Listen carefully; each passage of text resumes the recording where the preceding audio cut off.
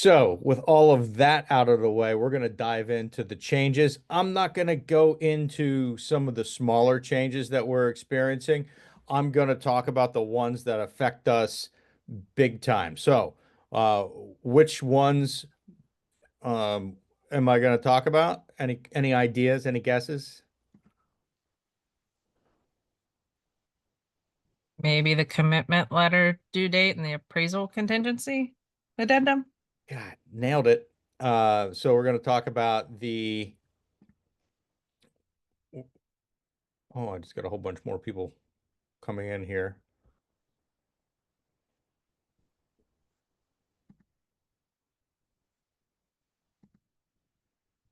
Yeah, that's what we're going to be talking about. So, can you all see parealtor.org here on my shared screen?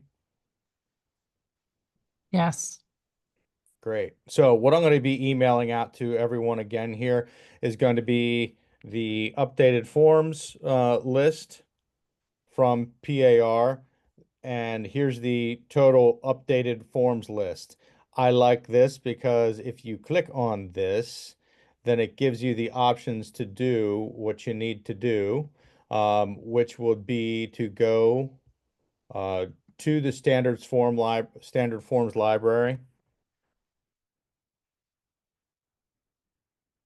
Once you go into the um, standard forms library, it gives you the options to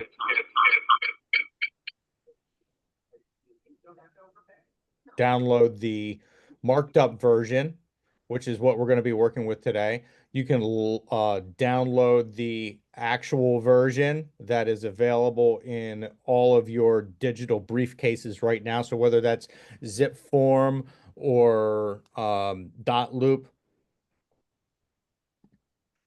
that's the version. Justin, Yep. did they download all the new versions into Loop? Yes. Okay. However, if you have a template set up and that template has not been updated, then you're still going to show the version that was in there. Let me check with Terry and make sure that the templates were updated. Okay. I don't have one. I just use what you guys put into the Hanover office. Got it. So I'll verify that those are all updated. And then Okay. my personal favorite tool of all tools, if you go to parealtors.org, you enter into the standard forms library, the form that you have a question about, and then you view the guidelines. That gives you the basic operational handbook for that form. Plus, it goes above and beyond and gives you some really useful tips for what we need to be dealing with. Okay, so we're going to touch on the appraisal contingency. We're going to talk a little bit about the standard agreement for the sale of real estate. We're going to skip over the standard agreement for manufactured homes because it's basically the same as what we're talking about in the standard agreement. Um, Same goes for new construction and vacant land. These are just changes that, the clauses changed throughout all of those at a pretty standard level. Then we're going to talk a little bit about the CBC, the Cooperating Broker Compensation Agreement, and those are the ones that I'm going to get into. I'm not talking about the rental stuff, and the listing contract hasn't changed much either. So those are the ones, if we have time, we'll talk about the listing contract, but we're going to talk about the daily stuff that we deal with all the time. Any questions before we get rolling on that?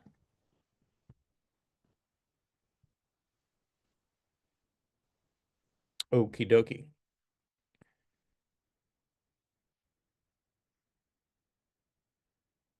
Can you all see the red and blue version of the agreement of sale that I'm sharing?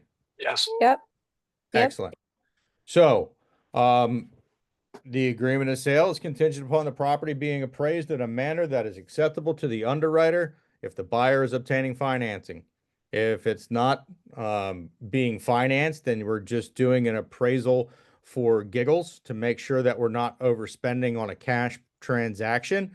Then that hurdle is removed because obviously we don't have underwriter approval. Now, we get to choose the hurdle that we put in front of this. We get to choose the purchase price, I still have a question about the way this is put together on option B when it's X amount less than the purchase price. And then C, we can just pick a random number out of nowhere, right? Let's talk. Um, Purchase price, pretty fair and easy, right? No problem. When might we say X amount less than the purchase price? If they're putting a significant amount of money down, Yeah, but why in that case wouldn't we just, for the sake of argument, Lori, pick the purchase price? because the purchase price could be $60,000 higher than what their loan amount's gonna be, and they're only worried about it appraising for their loan amount. But why are we choosing option B instead of option A in that scenario? I'm trying to Because root out why we would choose a variable amount there. because the purchase price is the sale price of the property. Mhm. The less than the purchase price is the lender amount that it's got to appraise for. Okay, why wouldn't we just put that in option C? I don't know. Okay, I just think that it's showing that you don't need it to appraise for the purchase price that you're buying the house for.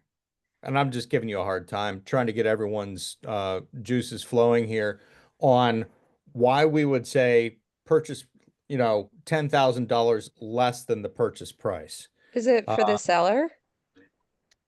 well, I think they did this to make it work better with escalation clauses. Does that But I make was gonna sense? ask, does it go along with if someone, that number right there, less than purchase price would coincide directly with an escalation clause that was pushed in? So if you're submitting an escalation clause, it's gonna cover that amount of escalation. Mm-hmm. So that would probably marry right up with the amount that you're gonna willing to escalate up to, because you'd be willing to bring those funds to closing for the house if it doesn't appraise high enough.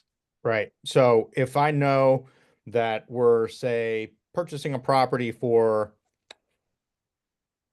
or the asking price on a property is 350, and we're willing to escalate up to 400, and we know we have $100,000 to work with, then we could say that we need the property to appraise for, um, whatever standard closing costs might be. We know that we have, X amount to work with. We're going to put that in here to make up any overage. Let's say, how are most appraisal gap contingencies written? $10,000 above appraised value, or, up to $10,000, or up to $20,000. It could go in here. I still think they could have structured this a little bit better to work with appraisal or price escalation clauses the way that we use them with appraisal gaps. Do you agree?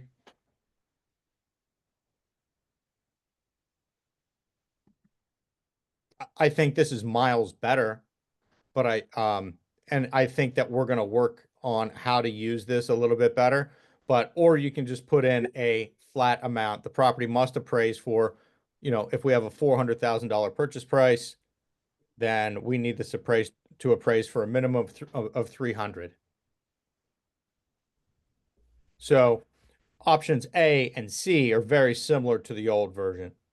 Option B is less than the purchase price, and that blank there on B would be the amount that your buyer is comfortable bringing to the closing table.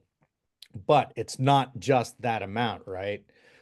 Because of the way that financing contingencies are written and the loan to value ratio. We'll get back to that here in a second. The contingency period, 30 days if not specified from the execution date of the agreement. Be aware, guys, that 30 days is not always adequate, especially if you're using this appraisal contingency in a commercial form, or for a commercial transaction or an oddball transaction. what we have happen a lot of times is we get these oddball properties. Say it's in Dalmatia. Everybody knows where Dalmatia is, right? Neither do appraisers. There's nobody appraising who lives in Dalmatia, so they have to outsource that to, um, you know, people from either Lewistown or uh, Harrisburg, and these appraisers are driving a long way to get there. Why don't appraisers like to work outside their sphere that they're usually working in? Because they have to research all the comps and they don't know these things second nature. If they work exclusively in one market, then they've already been in the properties that they're going to be using as comparable properties, and they don't have to go in there and hey, Brooke, would you mind turning off your camera? You talking on the phone's kind of distracting. Or whatever. I just see the crosstalk and it's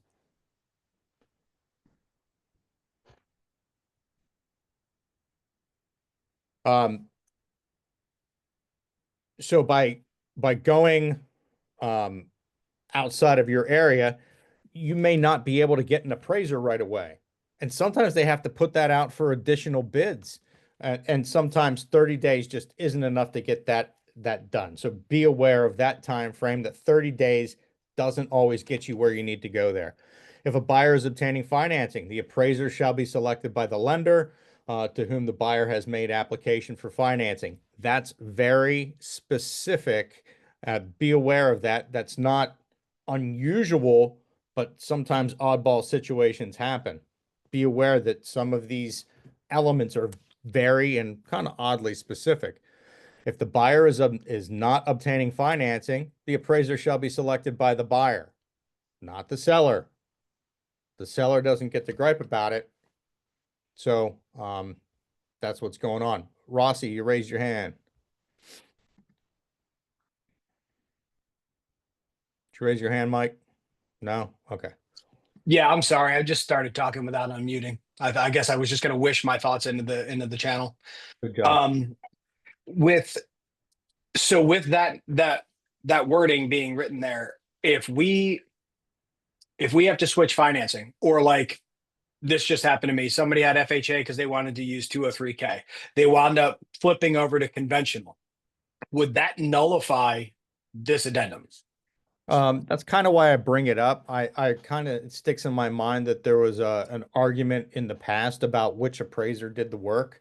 Uh, I don't think it nullifies it, but it has to be the appraiser has to be selected by the lender whom the buyer has made application for financing with, right? It can't be um, a third party who somehow got involved. Maybe nullify was a little extreme, but It can would complicate. it? How about that?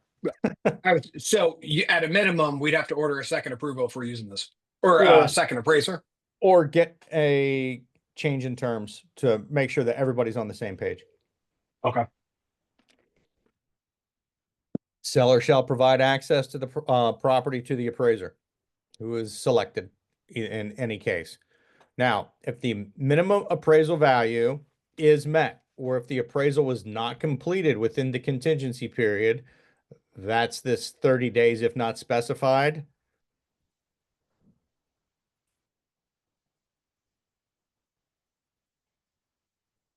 The buyer accepts the property at purchase price and further agrees to complete settlement at the purchase price by any of the following or combination thereof at the buyer's sole discretion. So, just like on a home inspection contingency, if you don't reply by the date stated, you bought it. It's all yours. Okay? So,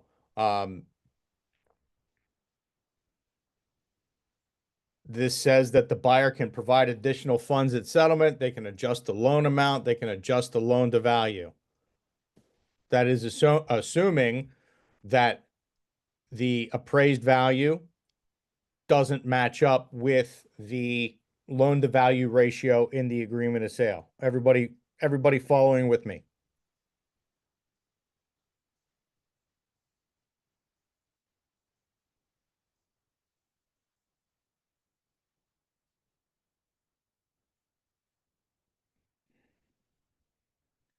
if the minimum appraisal value from paragraph 1 is not met, the buyer will deliver a copy of the appraisal report to the seller, and the buyer will, within the contingency period, terminate the agreement of sale by written notice to the seller with all deposit monies returned to the buyer according to the terms of the agreement of sale, or negotiate, enter into a mutually acceptable written agreement with the seller. If the buyer does not terminate the agreement of sale or enter into a mutually acceptable written agreement with the seller within the contingency period, again, the buyer waives that contingency. So the burden of this is all on the buyer to act within that time frame. How do we communicate this to the seller, guys?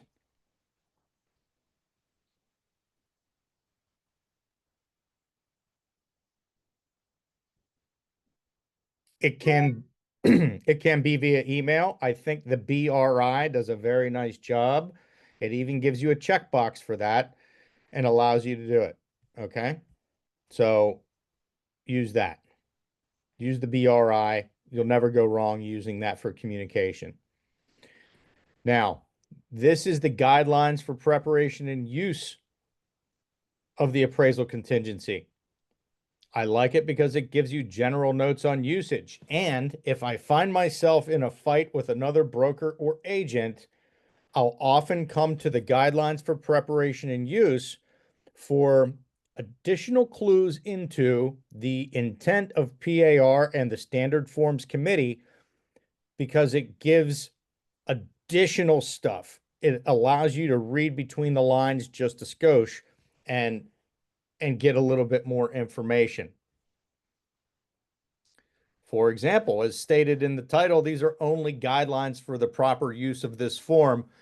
The guidelines presented here should be used in conjunction with and as a supplement to your professional education. The statement there is that you should know what you're doing, and this is one of the tools for you. It's not just the guideline. It goes on to say a little bit about the loan to value ratio. And in transactions that are contingent upon mortgage financing, the mortgage financing contingency in the PAR agreement of sale provides a type of backdoor appraisal contingency, which we've always said for years. What's the difference between using the appraisal contingency and this backdoor appraisal contingency that's provided in the PAR agreement of sale as a loan to value ratio? Somebody please speak up on that one. What's the difference between the appraisal contingency and just using the loan to value ratio?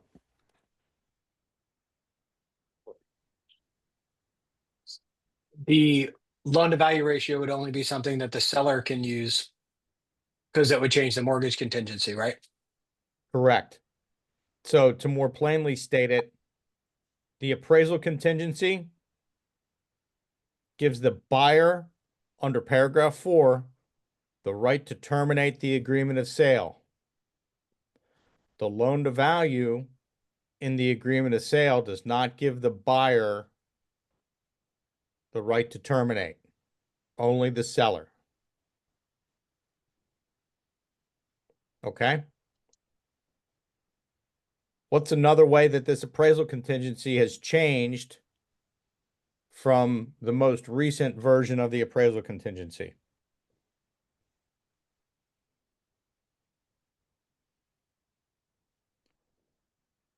That option 2 portion is gone. And that option 2 portion was kind of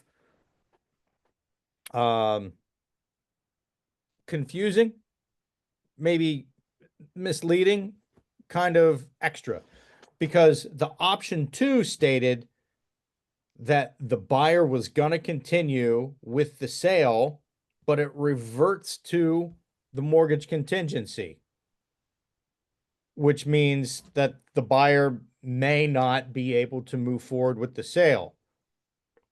And the old option 2, which we don't need to talk about anymore, didn't give the right to the buyer to terminate. So it was a terminate or not terminate option under the appraisal contingency. And I think it confused a lot of people.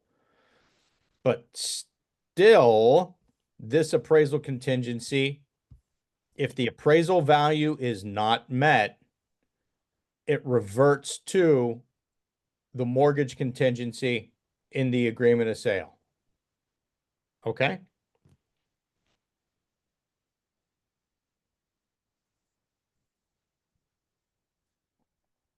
On that loan to value situation. So this gives an example here. For example, different applications of when to choose or how you would fill out the form depending on your stated goal. Okay?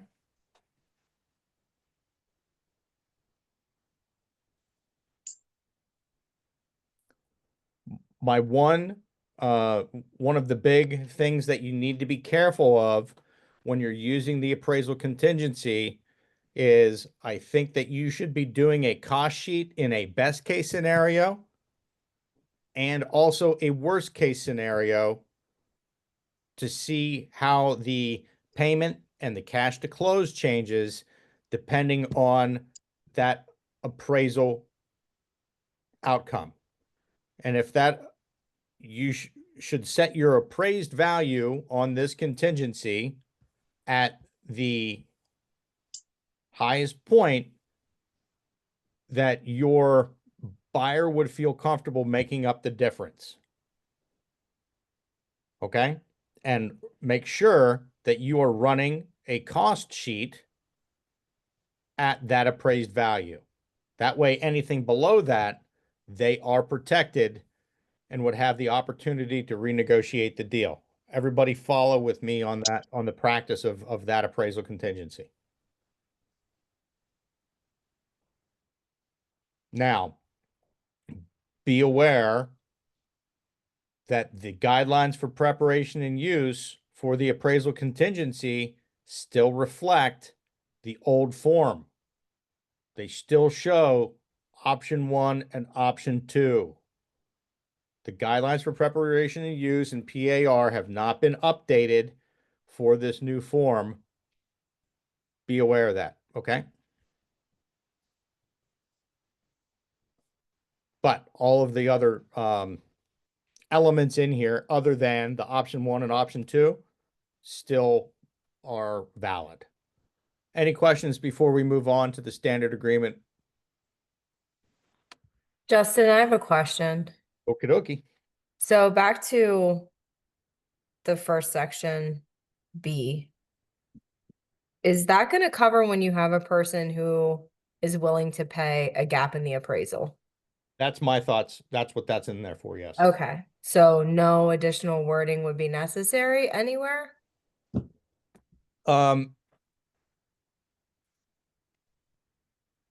You can use an escalation clause where you say the first amount's going to be in cash, and that kind of stands as a appraisal gap. Or you can use this. I kind of like this better. You just need to work the math on it.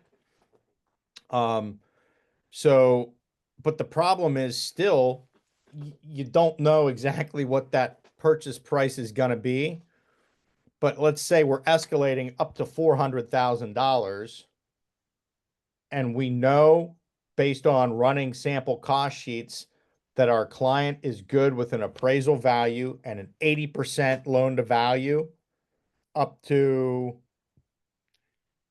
$365,000. But if it appraises for anything less than 350, now that's just too much cash to close for him. So we have a $50,000 gap. We could either put in 350, or if we don't know how high it's going to escalate, then we could put in $50,000 less than the purchase price. Depending on what your sample cost sheets tell you is your client's threshold for making up the difference. Does that make sense? Yeah. Okay. But I think that this is where we're going to go with that, either B or C, depending on the situation, whether it's escalating or not. I mean, if it's not escalating, but we want to make a compelling offer, we say, oh, it only needs to appraise for, 365. We're comfortable with everything above that. But if it's an escalation situation and we know we have 50,000 extra to work with, then we could put in 50,000 less than the purchase price.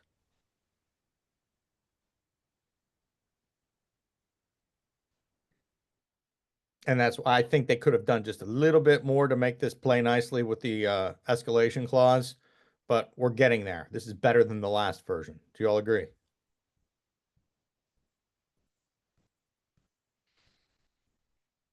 Okay, so on to the standard agreement.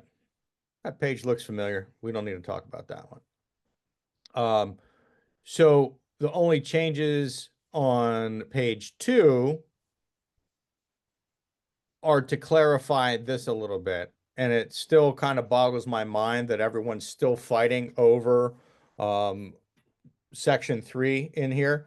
I think we have talked about it a lot, and I hope that you guys all have a pretty firm grasp on this, that in addition to any cooperating compensation negotiated between the broker using cooperating broker compensation agreement or the CBC, or via some other agreement, if any, they just added if any, that the seller will pay the following fee to the broker for the buyer on behalf of the buyer at settlement.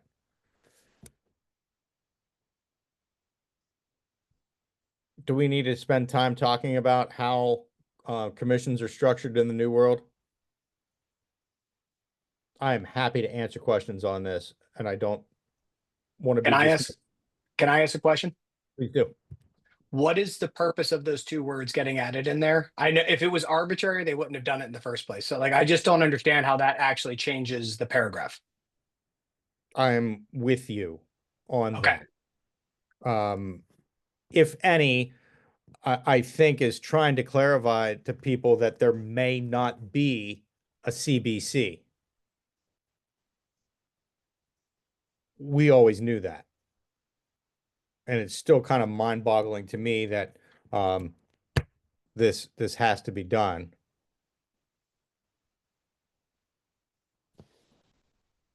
And the fact that everybody misses the bold print where it says, in addition to any cooperating broker compensation negotiated. In addition, because I had an agent reach out to me this morning where they got yelled at by a listing broker. The listing broker was offering 2.5. Our agent's buyer agency was for 3, so they put on 0.5% under 3A, and that that agent yelled at him for said that you filled it out wrong. No, we didn't, because you've got a 2.5 percent CBC. This 0.5% makes up the extra, and they had wanted her to put the full 3 on there.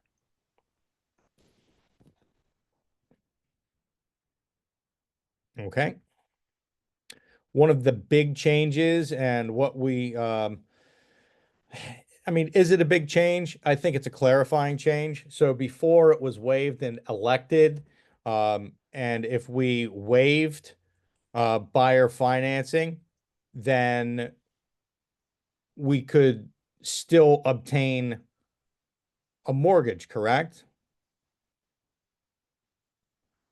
Yes. This adds a third option, or a first option, which says not applicable, buyer is not obtaining mortgage financing. So before it was kind of an option. If I had an investor who was going to try and pay for this thing in cash, or was going to try and get a mortgage, but if that didn't work out, was going to pay cash. Now you're kind of picking a lane right up front and saying that you're either going to waive it or you're going to pay cash. I think if you waive it, you can still pay cash, of course. But if you choose option 1, then you can't get a mortgage. Now, would that also, here's a quiz question, and I really don't know the answer. This is open for discussion. What if the buyer's using a home equity line of credit or some other tool to purchase this property.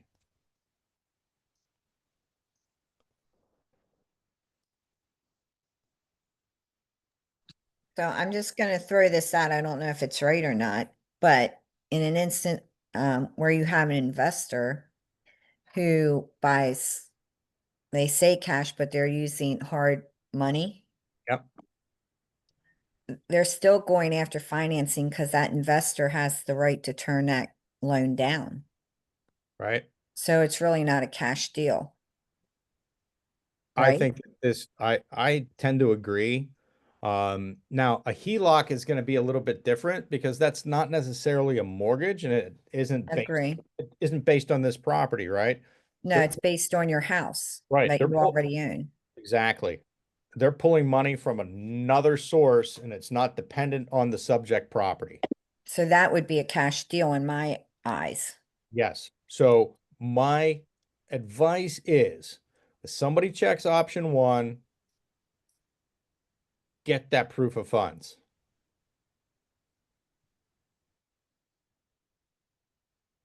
If somebody's checking option two, get the proof of funds. And if somebody's electing option three and there's a high percentage of cash, get the proof of funds for that one too. But just ask questions. I think what they're trying to do is be more transparent, uh, and, provide clearer direction on the agreement. Take notice, letter B, buyer will be in default of this agreement if the buyer furnishes false information to anyone concerning the buyer's financial and or employment status, or fails to cooperate in good faith with processing the mortgage loan application, including payment for and ordering the appraisal without delay. So let's talk about that. That's not new. They just moved it around, right? That's existed for a long time. But what we need to be aware of, and I think a lot of people miss, is that if you fail to order the appraisal without delay, you can be found to be in default of this agreement if if it screws things up. But buyer will be in default of this agreement if you fail to order that appraisal without delay. How many times have you called to check on an appraisal and they said, "Oh, we're waiting for the results of the inspections"? Is that okay to do? Not according to 8B.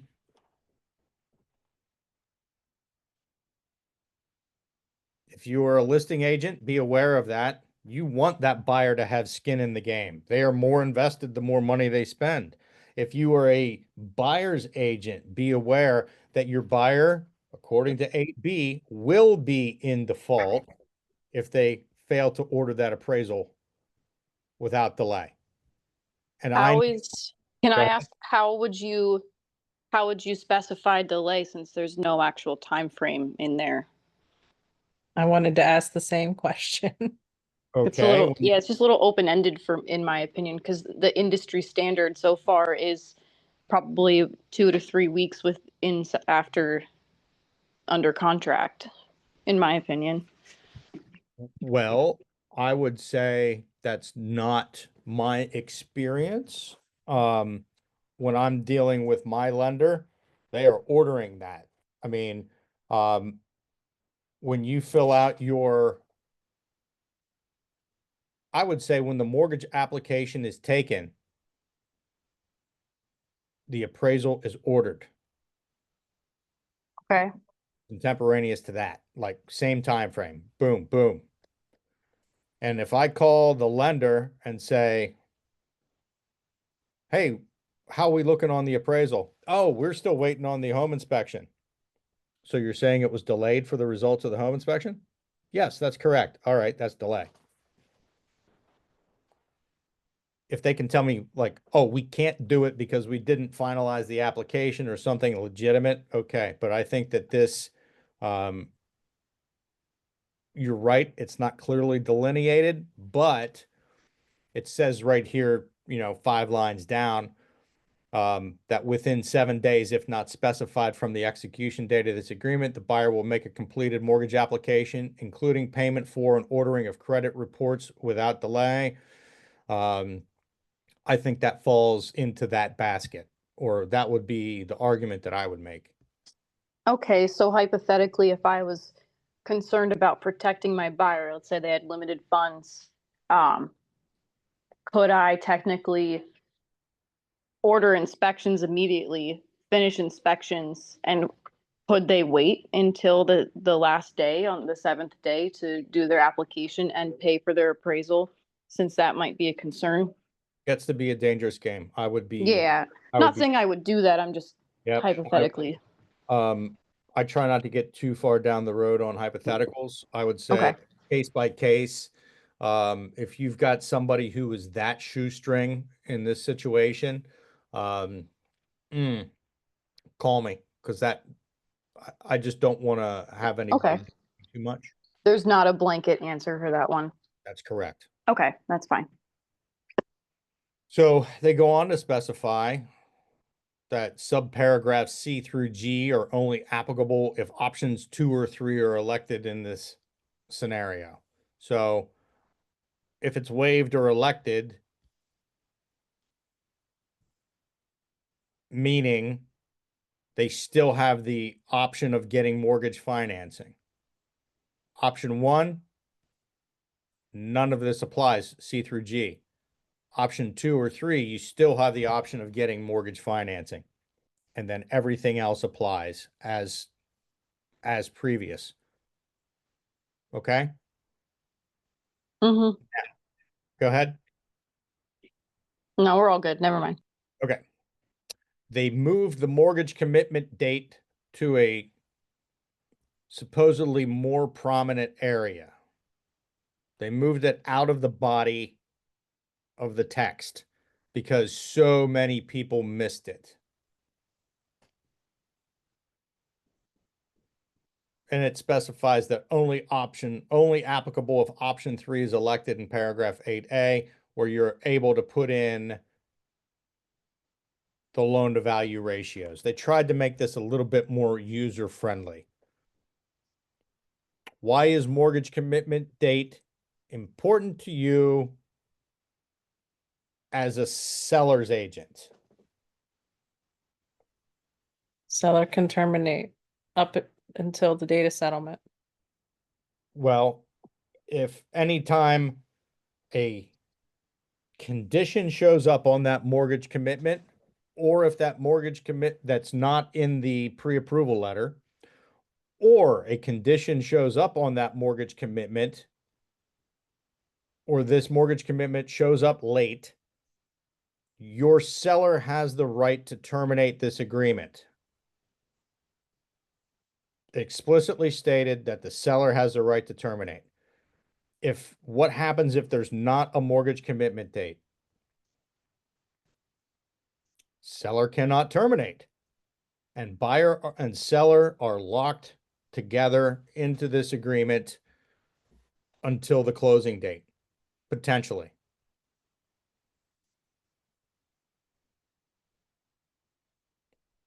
Now, what happens if something shows up or you don't get a mortgage commitment date?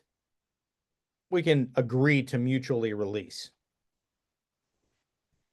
But I think it's important to show everybody that we have this mortgage commitment date. What do you guys do for timing on a mortgage commitment? On a 6-week closing, 45 days, how far out do you push the mortgage commitment? I like to put it a halfway, 3 weeks in. That gives us 3 weeks to fix things beyond that. It keeps the pressure on everybody, and we get a conditional mortgage commitment. It might still require, approval of the appraisal, et cetera, but hopefully everything lines up about halfway through. If it's a 4-week loan, I might do it at 2 weeks. And that's up to you. You have the leeway to do that, but I don't put it 3 days before closing. I don't like waiting that long. And if I'm a listing agent, then I might want to, look at this mortgage commitment date, pay a little bit more attention to this. If I see that it's 3 days prior to closing on a 6-week contract, then I may want to push that up to give my seller the power to terminate this agreement if things aren't going the way we want to see it. I'm sure you guys have stories about that stuff. Now, what part of this contract gives the buyer the right to terminate if they get turned down for the mortgage? Nothing. Correct. Buyer does not have that. And that's also listed in the guidelines for preparation and use of the appraisal contingency. It's stated everywhere, so please pay attention to that one. So that was the big change to the agreement of sale, was that financing contingency. Option 1, 2, and 3 now. Any questions on that? And again, be aware, the standard agreement guidelines, these are the 2024 updates. So these guidelines haven't been updated for the 2025 change yet. Okay, guys?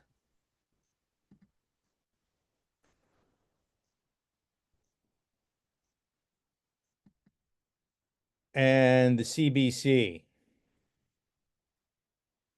Not many changes here at all.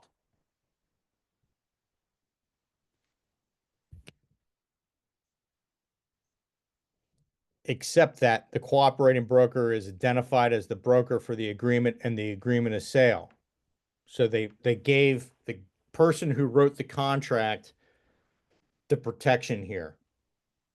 If there's somebody else who holds a buyer agency here, this is one more thing that gives preference or helps to establish the agent who wrote the contract protection and possession over that commission. Now, any dispute between brokers regarding entitlement to the CB cooperating compensation, that goes through arbitration process at the association. That's different than mediation. Arbitration is between the pros, mediation is between the clients.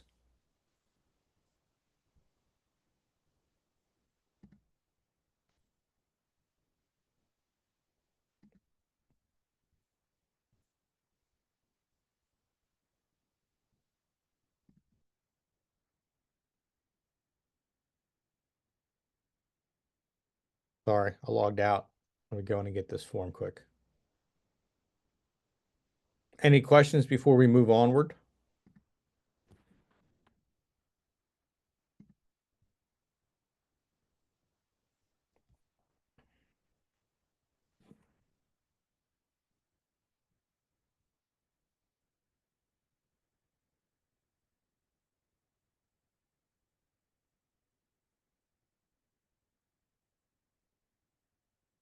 The change to the listing contract doesn't have to do with compensation, strangely.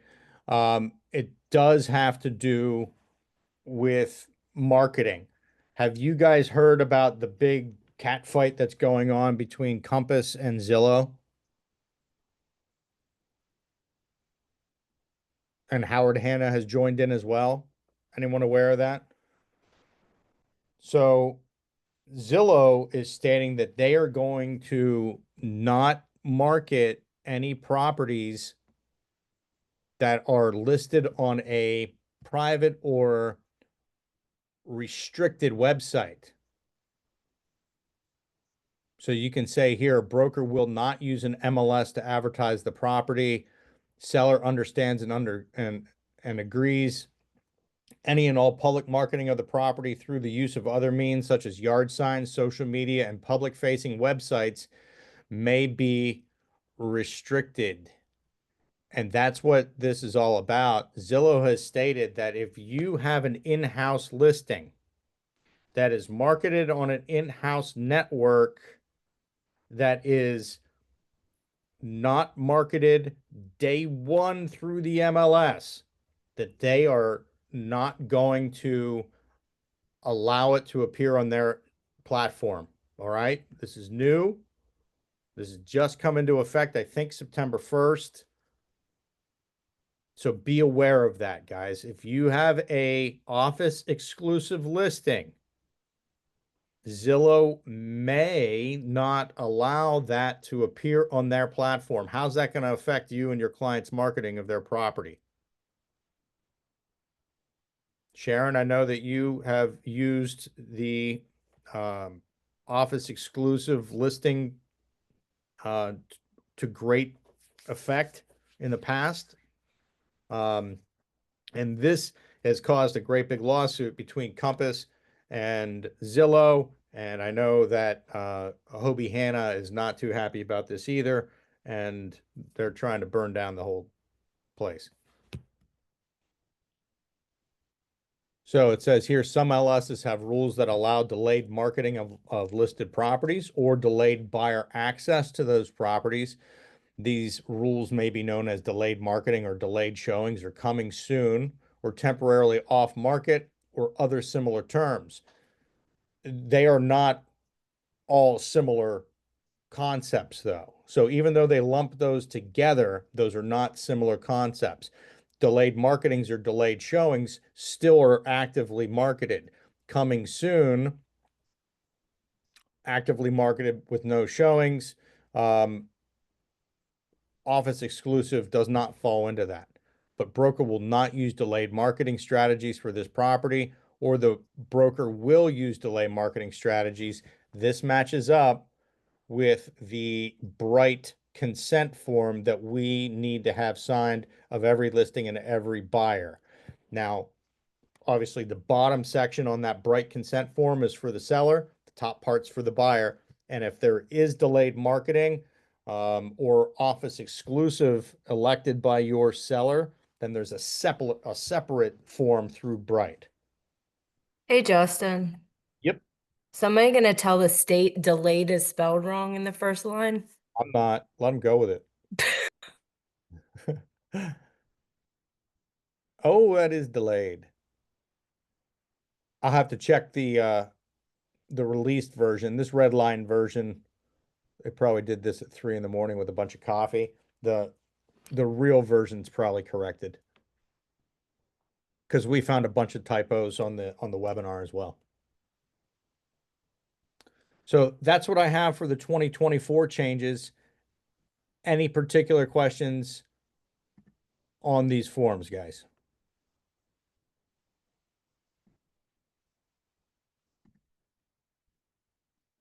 I still think Hank does a better job of explaining it, but thanks for coming anyway.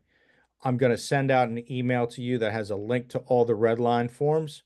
I'm going to send you a link in that email that has the recording of today's discussion. It's going to have a link to the webinar and a handwritten or a typed recap of that webinar as well. What should we talk about the next time we get together to talk about forms and scenarios? I know we had a spirited discussion regarding disclosure on estates. Did you guys arm wrestle for who was right on that one?